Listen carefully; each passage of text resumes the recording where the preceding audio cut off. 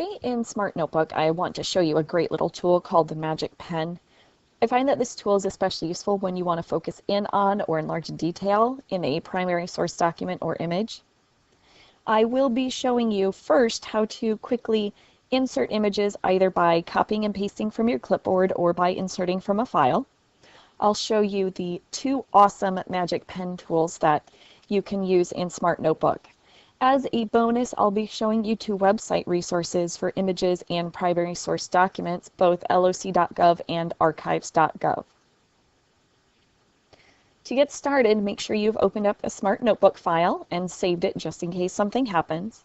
Additionally, you want to have your web browser open. I'll be using Chrome today, but Chrome, Firefox, and Internet Explorer have almost exactly the same commands, so this should be pretty straightforward no matter which web browser you choose. I'm going to start by just showing you the National Archives website. I won't be using this. If you go in through Teacher Resources, one of the great options they have for you is called Docs Teach. You can create your own interactive learning activity. So if you don't have SmartNotebook, you can use this in a similar manner by first finding your documents and then using or selecting one of these different activities. Today I know that I'm going to be using a specific photo taken by the photographer Lewis Hine. The photo focuses on the cannery workers in Dunbar, Louisiana in the early 1900s. I am going to select from this drop-down Photos, Prints, and Drawings, and then I've already typed in that I'm looking for Lewis Hine, Dunbar, and Babies. This is the photo that I will be using. I'll click on it to take me to the abstract. And then as I scroll down, I'm going to pick the smaller JPEG. It actually fits better in SmartNotebook. So two options today for creating your image in SmartNotebook. Option one is you can right-click, Save Image As or Save Picture As. And then I'm going to save mine on my desktop. I'm going to type in this little hint that it's Dunbar, Cannery, and Hine, and then I'll just hit save. Option two is to right-click again, but this time we will copy the image. That way we can quickly just paste it into our SmartNotebook. There are benefits to both. If you do save image as, you have that image file later to look back at. If you just copy and paste, it will go away and your memory will be cleared once you close Chrome and SmartNotebook. I'm going to go back to my SmartNotebook file. I am going to press the over arrow, and right now I'm just going to paste by either right-clicking and paste or Control-V. Going to center the image.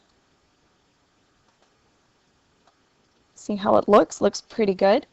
I will come up here and I'm going to lock the image because I have a tendency to accidentally move it or draw on it. When you lock the image, it makes it very easy to clear off anything you do. The next option is to go to Insert. We're going to insert our picture again. This was saved on the desktop. Make sure you're in your desktop. You saved there. And then I'm going to open. Again, I'm going to center it, and I'm going to lock so I can't move it or do anything else to it. Now, once I'm here, I'm going to hit save so that everything is ready to go and that I can't accidentally delete my SmartNotebook file.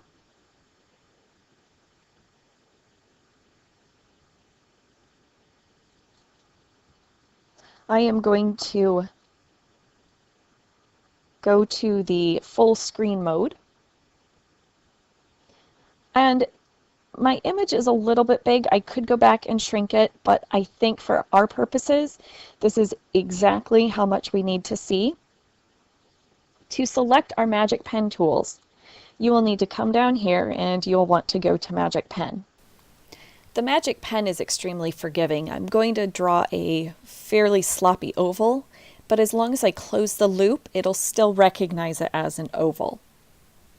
The oval's too big though, so what I'm going to do is mouse over, drag to the left to resize the area of focus with my spotlight, and then I'm going to mouse up and drag it over. Here you see a light bulb.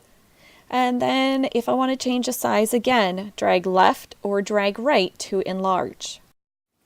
I find that this tool is great to show kids details that they may not otherwise see or that they might miss out on. When you're finished, go ahead and X out. Now we're going to try the rectangle tool. This tool is used as an enlarger or magnifier. You'll see that it's rather distorted, so if I drag to the left down at the bottom, it's going to reshape the image. If you move towards the top and drag right, it will enlarge or magnify more. And then you can move the picture around. Enlarging may point out details again to the students that they may not otherwise have caught. For example, I can enlarge or shrink the image of the manager in the back, or point out the light bulb again to the students, but enlarge it this time. Now, if you do happen to make a mistake and you don't close your loop, what ends up happening is that the image will begin to disappear in about 5 seconds or so.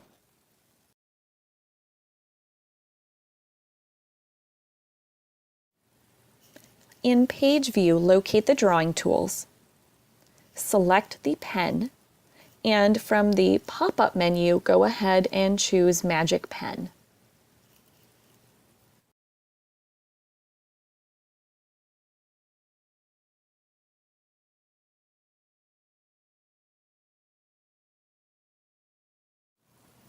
The tools work the same no matter which mode you are using.